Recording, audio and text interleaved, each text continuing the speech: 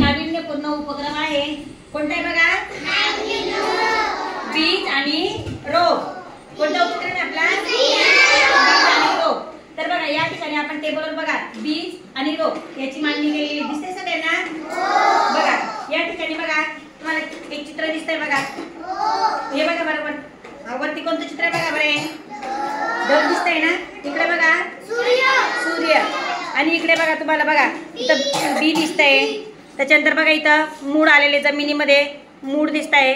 त्याच्यानंतर बघा हा हे बी आलेलं आहे, कोंब आलेला आहे.